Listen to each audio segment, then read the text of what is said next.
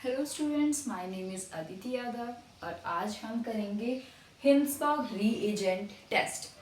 तो ये टेस्ट किस लिए कंडक्ट कराया जाता है? हिंसबर्ग रीएजेंट टेस्ट जो होता है उससे हम डिफ्रेंशिएट कर सकते हैं प्राइमरी अमीन, सेकेंडरी अमीन और टर्शियरी अमीन को। Right, primary amine, secondary amine और टर्शियरी अमीन को हम डिफ्रेंशिएट कर सकते हैं हिंसबर्ग रीएजेंट टेस्ट से। ये होता क्या है इसमें? हिंसबर्ग रिएजेंट, कौन से रिएजेंट को हिंसबर्ग कहते हैं? Benzene sulfonyl chloride. Benzene sulfonyl chloride, इसे आप याद कर सकते हो BSC के थ्रू। तो इसे बोलते हैं बेंजीन सल्फोनाइल क्लोराइड। और ये जो है ये है हमारा बेंजीन सल्फोनाइल क्लोराइड।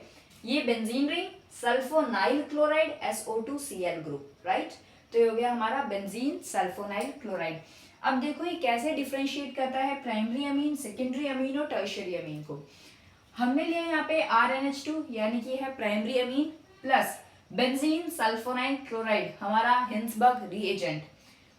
जब ये दोनों रिएक्ट करेंगे तो प्राइमरी अमीन का एक हाइड्रोजन और बेंजीन सल्फोनाइल क्लोराइड का क्लोरीन निकल जाएगा, HCl बन जाएगा और HCl बाहर निकल जाएगा। ये मैंने लिखा है -HCl यानी कि HCl बाहर निकल जाएगा।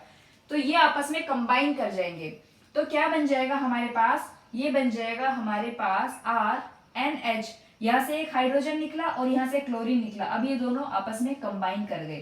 ठीक है, ये बन गया हमारा बेंजीन सल्फोन अमाइड।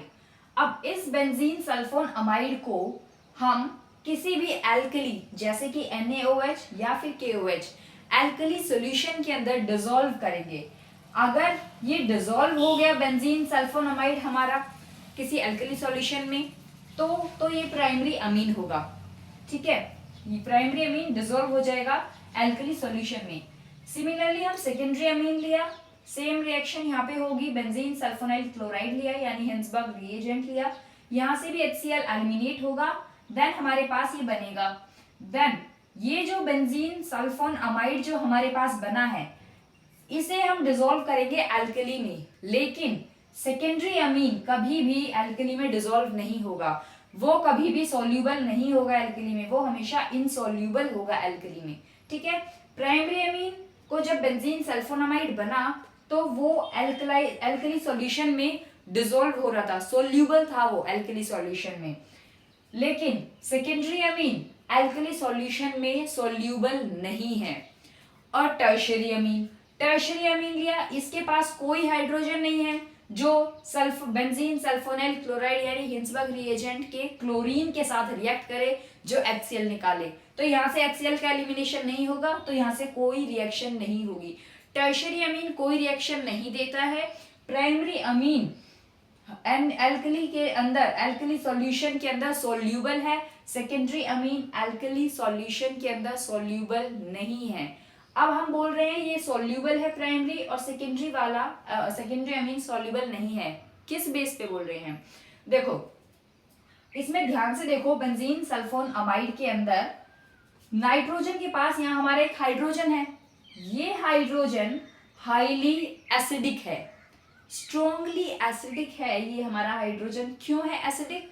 क्योंकि इसके पास ये जो ग्रुप प्रेजेंट है, ये बेंजीन SO2 वाला जो ग्रुप प्रेजेंट है, ये हमारे पास ये जो ग्रुप है ये काफी electron withdrawing, strong electron withdrawing group है।